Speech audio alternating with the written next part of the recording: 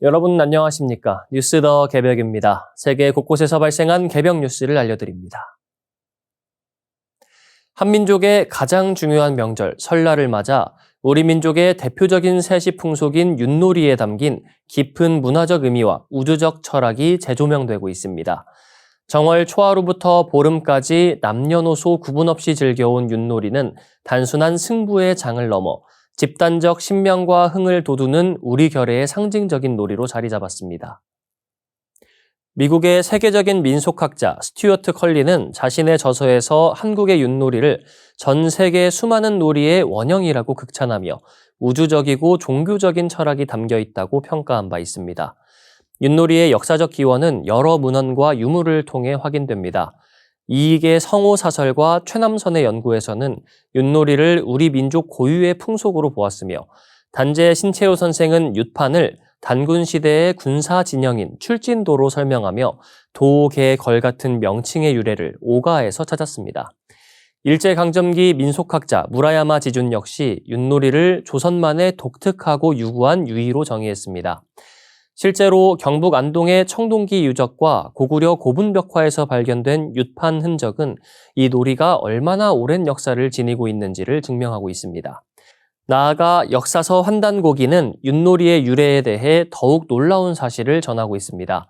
기록에 따르면 신시 배달 시대의 자부 선생이 천부경의 정신을 풀어낸 환역을 사람들에게 쉽게 전하기 위해 윷놀이를 만들었다고 기록합니다. 즉, 윷놀이는 단순한 유의도구가 아니라 우주의 이치를 담은 환역을 대중화하기 위해 만들어진 고도의 철학적인 상징물인 셈입니다. 윷판의 구조를 살펴보면 그 자체가 하나의 작은 우주임을 알 수 있습니다. 둥근 바깥쪽은 하늘을, 각진 안쪽은 땅을 의미하며 이는 하늘이 땅을 둘러싼 형상을 나타냅니다. 여기에 4개의 삼각형이 조화를 이루며 천지인 삼신일체의 원리를 기본 도상으로 삼고 있습니다. 윷판 중앙의 한 점은 우주의 중심별인 북극성을 상징하며 이를 둘러싼 28개의 점은 하늘의 28수 별자리를 뜻합니다. 이는 동서남북 사방과 태양의 사계절 운행을 형상화한 것으로 윷판 위에서 말이 움직이는 것은 곧 우주의 별자리들이 운행하는 형세를 상징합니다. 4개의 윷가락 역시 심오한 역학적 원리를 내포하고 있습니다. 박달나무를 쪼개어 만든 윷가락은 태극에서 음양이 나오고 다시 사상과 팔괘로 분화되는 과정을 보여줍니다. 둥근 면과 평평한 면의 조합으로 나타나는 변화는 주역의 8괘와 64괘 원리를 표현한 것입니다. 증산도 도전 11편 216장에서 태모님께서 윷놀이는 천지 노름이니라 하신 말씀처럼 윷놀이는 천지인 삼재가 본래 한 뿌리에서 나왔고 모든 만물이 우주의 중심인 하나에서 시작되어 다시 하나로 귀결된다는 장엄한 우주 섭리를 담고 있는 우리 민족의 위대한 문화유산입니다. 도널드 트럼프 미국 대통령이 가자지구 전쟁 종식과 글로벌 분쟁 해결을 명분으로 국제기구인 평화위원회를 공식 출범시키면서 국제사회에 적지 않은 파장을 일으키고 있습니다. 특히 이 기구의 상징인 로고와 운영 방식, 그리고 유엔과의 관계 설정을 둘러싸고 논란이 확산되고 있습니다. 트럼프 대통령은 지난 1월 22일 스위스 다보스에서 열린 세계경제포럼에서 평화위원회 출범을 공식화하며 헌장 서명식을 진행했습니다. 이 자리에서 공개된 평화위원회 로고는 유엔 로고와 유사한 구성을 띠고 있어 눈길을 끌었습니다. 지도 양옆에 올리브 가지를 배치한 형태는 유엔을 연상시키지만 지도에는 미국을 중심으로 북미와 남미 일부만이 표현됐고 색상 역시 유엔의 파란색이 아닌 금색을 사용했습니다. 외신들은 이를 두고 트럼프 대통령의 세계관과 권력 중심적 외교 구상을 상징적으로 드러낸 것이라고 평가했습니다. 평화위원회는 당초 가자지구 전쟁 종식과 전후 재건을 목표로 한 임시기구로 제안됐습니다. 그러나 헌장 초안에는 특정 지역에 대한 명시는 빠진 채 전 세계 분쟁에 관여할 수 있도록 폭넓은 권한이 부여됐습니다. 초대 의장을 맡은 트럼프 대통령은 거부권, 회원국 제명권, 초청권 등 막강한 권한을 보유하며 10억 달러를 납부할 경우 사실상 영구 회원국 지위를 부여하는 조항도 포함됐습니다. 이로 인해 국제기구마저 금전적 논리로 운영하려 한다는 비판이 제기되고 있습니다. 현재 평화위원회 헌장에는 미국을 포함해 일부 중동, 중앙아시아, 중남미 국가들이 서명했지만 영국과 프랑스 등 전통적 동맹국들은 참여를 유보하거나 거절한 상태입니다. 한국 역시 참여 여부를 검토 중입니다. 외교과에서는 평화위원회가 유엔의 안보 평화 유지 기능을 잠식하고 전후 국제 질서를 떠받쳐온 다자주의 체제를 흔들 수 있다는 우려를 내놓고 있습니다. 유엔이 강대국 간 이해관계 대립으로 제 기능을 하지 못하고 있다는 비판 속에서 등장한 평화위원회는 개혁의 대안이라기보다 유엔을 우회하거나 대체하려는 시도로 해석되고 있습니다. 트럼프 대통령의 구상이 국제사회의 공감을 얻을 수 있을지 아니면 새로운 갈등의 씨앗이 될지는 아직 불투명한 상황입니다. 중국이 더 이상 인구 대국이라는 말로 설명되기 어려운 국면에 접어들고 있습니다.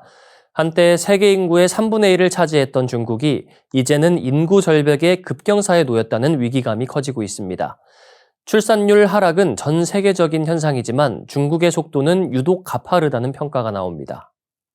중국의 출산율은 2023년 이후 공식 수치가 공개되지 않고 있지만 전문가들은 이미 합계 출산율이 1명 아래로 떨어졌을 가능성이 크다고 보고 있습니다.